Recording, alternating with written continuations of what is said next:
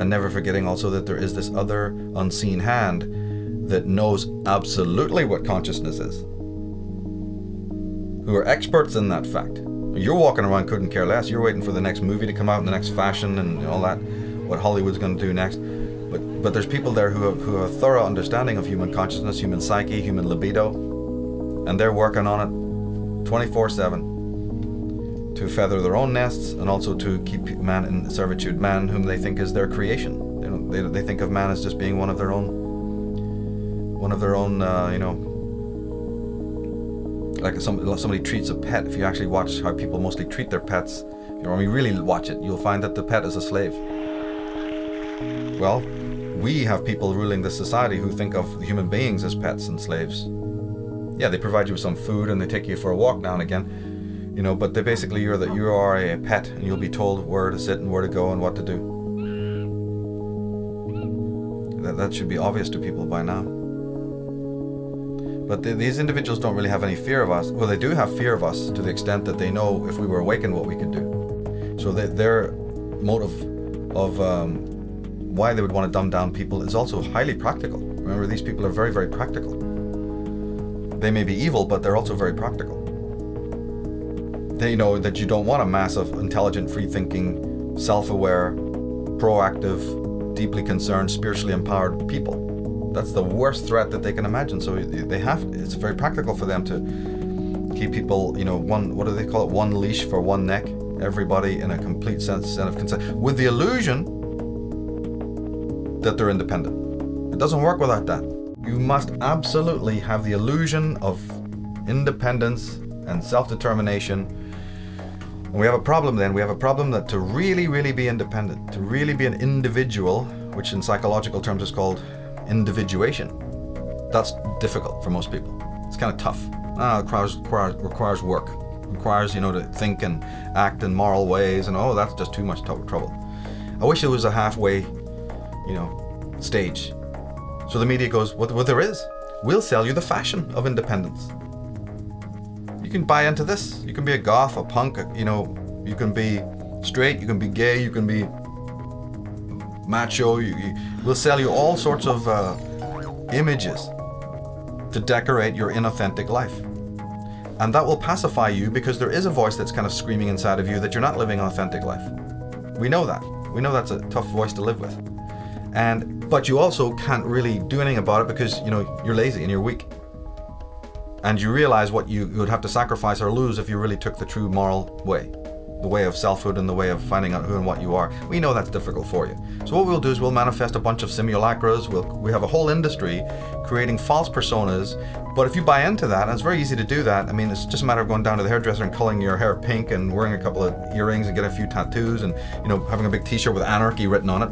But you're the last person who even understands what true freedom and anarchy is. But don't worry about that. Well, the world is full of those kinds of people, isn't it? But do you see it as being any more free? If that was ever going to solve the world's problems, what happened in the 1960s when everybody was free, quote unquote? Where's the love now? Did it stop wars? Did it stop evil men ruling the world? Did it stop genocide? Did it stop the mutilation of animals and abattoirs? Tell me what one thing that the hippie movement or the punk movement of the 1970s achieved. Well, I'll tell you what they achieved. The leaders of the punk movement are living like pashas and maharajas in $1 million houses over there in Bel Air and also in Los Angeles. Billy Idol has a fleet of Harley Davidsons. That's what happened. That's what happened. But they're wearing a hammer and sickle. We're for the people, peace and love, CND, all that shit. Utter nonsense. Utter nonsense. Maybe the man from within who's completely incognito, who's working within the system, suit and tie, would never you'd pass them by on the street. Maybe those people will do more damage to the evil status quo than all those hordes screaming for reform, Because it's not just a mass of people label reading, running away into these inauthentic models. It's a small group of educated people, dedicated, passionate, absolutely zero tolerance for the lie, who are from all walks of life, who have spiritually, most importantly, that they are spiritually adept, that they understand what knowledge is. They have reverence for knowledge. They're not just trying to gain knowledge. Any idiot can do that. Gaining knowledge, well, God, the schools are full of it. No. It's a matter of loving knowledge. That's a big difference. Loving knowledge, understanding what knowledge is a whole different thing than gaining knowledge. So there's these fine lines in all of this, very fine lines. And if the knowledge has to be empowering and changing you first, how can you do anything to change another world? Or maybe you don't even have the right. Maybe we're on the complete wrong subject matter altogether. How does anyone even think that they have a right to involve themselves in the life or the lifestyle of anyone else? If you really think about that, you'll find it's pretty preposterous. But at the same time, you do have the right to fix your own life. That, at least, we know is an absolute. You have the absolute right to work on your life. You have the right to make any of the choices that you want to make. So then my work sort of really focuses on that and doesn't stray from that. If it is true that the Illuminati, the child molesting priests, the Templars, and all of these people, what would we think if it is proven or found out that each and every one of these people has the perfect right to do what they are doing? And that you, in fact, have really no right to tell them or anyone else what to do? What happens if that turns out to be the spiritual law? And that the only thing that you have the right to do is to change your own life, regardless of what anybody else is doing. Well, then we have a problem, because the whole world is running around doing exactly the opposite. Everyone's running around fixing all of these other people and waving placards and getting reforms and getting to change this and do that, or we'll lock you up. And society will go through these cycles in which you have a little bit of good, a little bit of bad, a little bit of dark, a little bit of light. And yet the real work is about you taking care of your own house, your own garden. And if everybody did that, unseen forces would come to aid. Man would, like Vernon Howard said, we can accept that God can become man to save man, but we can't accept that man can become God to save himself. It's one of the most powerful statements I've ever heard. And so what is that dependency in human beings that makes them refute that? We know that everyone listening to the sound of my voice is going to refute that. No, it's Jesus who's meant to do it. Muhammad, Allah, what are you talking? Oh, that's all that humanist stuff. Man being his own God. Oh, satanic evil. So we already know that, that's not a common held theory. But wait a minute. What then is the motive that makes people refute that statement? Before we get into what they're into, you're a Christian. Why would you feel motivated to not accept that man is his own savior? I'm very interested in that. I'm very interested in as to why you, not the cult, not the clan, not your guru, why you would, have a problem with that. What's in your psychology that has made you in the 20 years of your life, or the 25 years of your life, or the 40 years of your life, not have enough brain cells to realize, my God, that's the bottom line.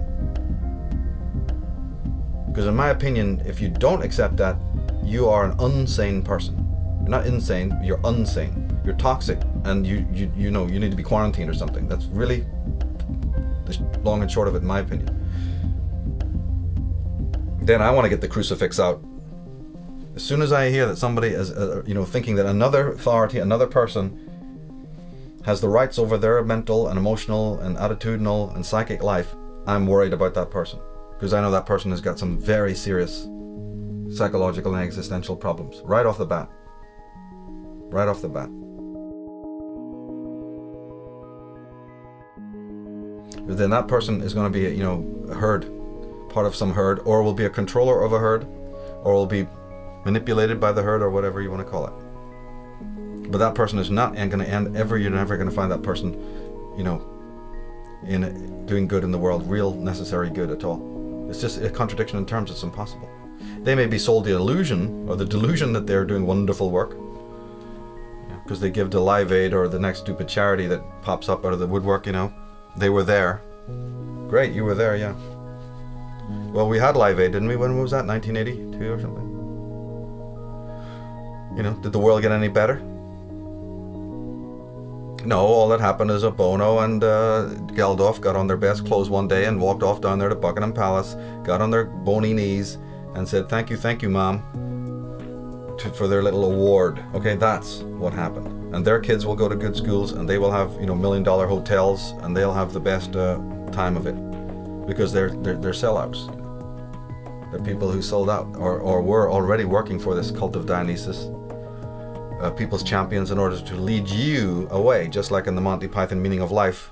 Follow Andre, the waiter. He's got something to show you, so you go up down some streets, over here, up some alleyways, come on, through a bunch of parks, by me, huh? take you on a 15-minute tour Nearly there now. to show you something. See that? It leaves you up in an empty field. Much of a philosophy, I know.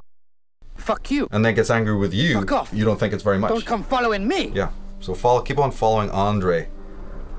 That's what every guru, every priest, every politician is telling you. It's all tomorrow. Every scientist, you're going to have it tomorrow. You're going to have it tomorrow. You can't have it today. Because we don't live in the now. We live in tomorrow's world. Tomorrow doesn't even their own science proves tomorrow doesn't exist, but they're going to tell you it all exists in tomorrow. So the fundamental line is discover that there's a hidden hand, mind controlling the world, operating to keep you down. Understand that you are a participant in that because you are allowing those hooks into your flesh. I've said it many times, and I said it recently, said it last year. You must distinguish the difference between saying, have I been sold a lie? And the difference between, yeah, but have I bought a lie? Because there's all the difference in the world attitudinally between those two statements. You are being sold a lie. But that's the perfect right of that salesman to sell you a lie. The universal force doesn't care about that.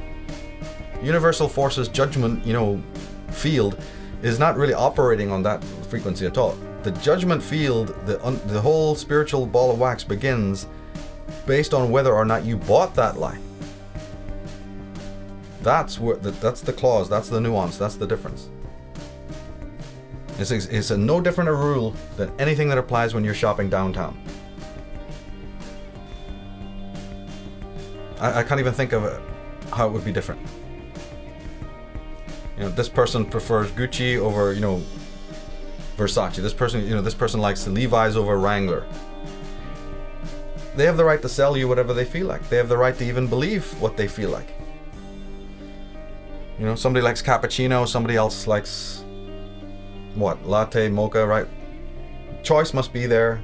The decision is yours. But where the real moral component comes in is what you bought and what you put your energy into and what you gave in exchange for what you bought. And if man is not in inner harmony or tuned correctly, he's going to create chaotic noise. If a guitar isn't tuned properly, don't expect it to play well. It's going to be in discord and it will create chaotic sounds. So the bottom line comes in is about how are you tuned?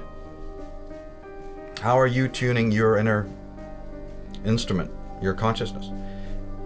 As I said, the alternative to that is to not tune it, but then hang out with a whole symphony of likewise untuned people. So you can all believe you're cool. In fact, you can say, no, this is a radical new form of avant-garde music we're playing here. It's real hip, it's real cool. All this chaos. In fact, this chaos is really true. This chaos is the ultimate form of music. But that's just you mind controlling yourself into believing that your chaos is order.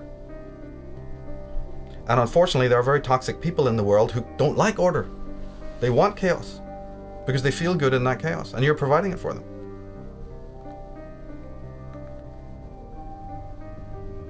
No human being who is in their center can be hypnotized. That's what needs to be remembered. No human being who is in their center, who is being guided, who is close to their intuition, who's a sharp critical apparatus, who's got a sharp sense of judgment, can ever be manipulated.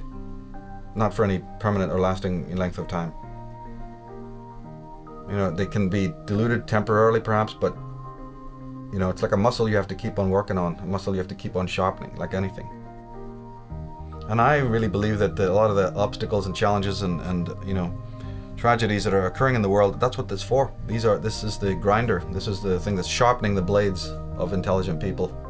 You have to have friction. I'm sorry, it just happens. You can't sharpen an axe or a beautiful blade without that grinder, without that sharpening apparatus and the friction that's caused and the mechanics of that. So it's the same way with sharpening consciousness. You must have this whetstone of the world in order to sharpen your mind and sharpen your consciousness, so that you come to see some of the meaning in all of this.